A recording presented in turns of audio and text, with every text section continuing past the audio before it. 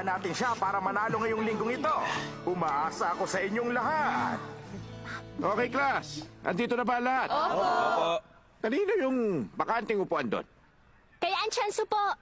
Hindi yan yung isa doon. Kay Chwedal po, sir. Kay Dalpo.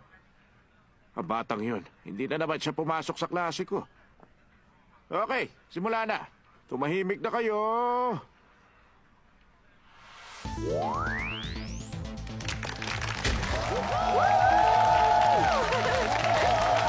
Kumusta na kayo lahat? Ako si Sung Hoon.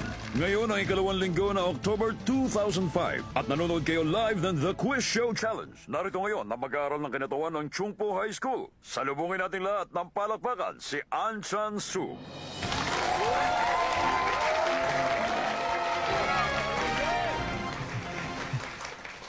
Matanong lang kita, sino ang gusto mo makalaban ngayong linggo?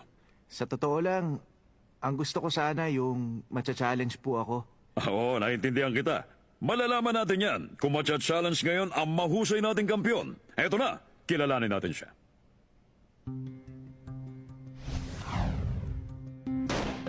Andito ako ngayon para pigilan ang pangalawang pagkapanalo ni Anchansu. Oh! Estudyante din siya sa eskwelahan ng kasalukuyang kampiyon. 34th place sa buong klase. Dalpo! Matinding tagisan ng talino mula sa rank number 1 at 34 sa kanilang klase. Simulan na natin ang labanang ito!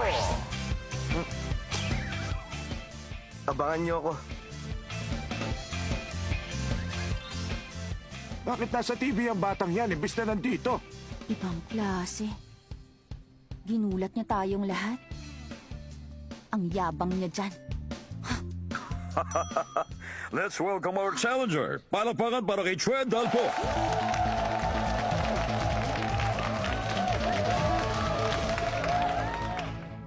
Kakaibang introduction video mo ah. Ano sa tingin mo? Nagustuhan mo ba? Opo, pero may gusto lang akong sabihin. Hindi ako matalino. Pero 34th ka sa klase nyo. Ibig sabihin nun, matalino ka. 34 lang kaming lahat sa klase. Ha? Kung 34 lang kayong lahat sa klase, edi... Ako po ang lowest sa lahat. 0 kahit saan. Kaya ang tawag nila sa akin, all 0.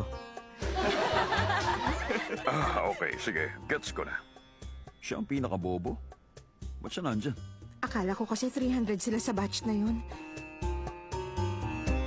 Pinakamatalino versus pinakabobo. Mas entertaining, di ba? Ay, sabi ko nga hindi. Okay, Chue Dalpo. Kailangan mo ng 5 tamang sagot para mapalis mo dito sa entablado ang kasalukuyang champion ng Quiz Challenge. Handa ka na ba? Opo. Ito ang unang tanong para sa'yo. Ayon sa research, 1 out of 43 na katao ang nakakaranas ng syndrome na ito.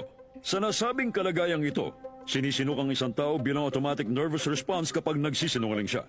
Dahil sa kapansin-pansin na response sa pagsisinungaling, ipinangalan sa sikat na fairy tale ang kalagayang ito. Ang tanong, ano ang tawag sa ganitong kondisyon?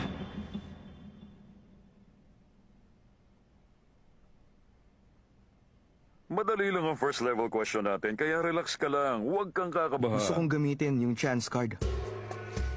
First level pa lang ha. Gagamit ka na ng card? Sige, ikaw ang bahala. Babaliw na ba siya? Hindi po siya nababaliw. Baka gusto lang niya magpatawa. Sorry, ako lang pala natatawa.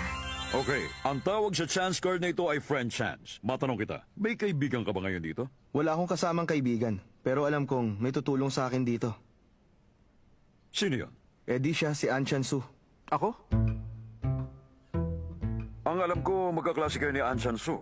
Pero ngayon, hindi ba magkalabang kayo? Kulit ng contestant. Sa tingin mo ba, tutulungan kanya masagot ang tanong? Ayos lang. Tutulungan ko siya. Wow, mukhang ang bait mong kaibigan. Okay, 30 seconds starts now. Anchansu, kapag natalo kita ngayon dito, sasapakin kita ng 10 beses sa mukha. Ano ka mo?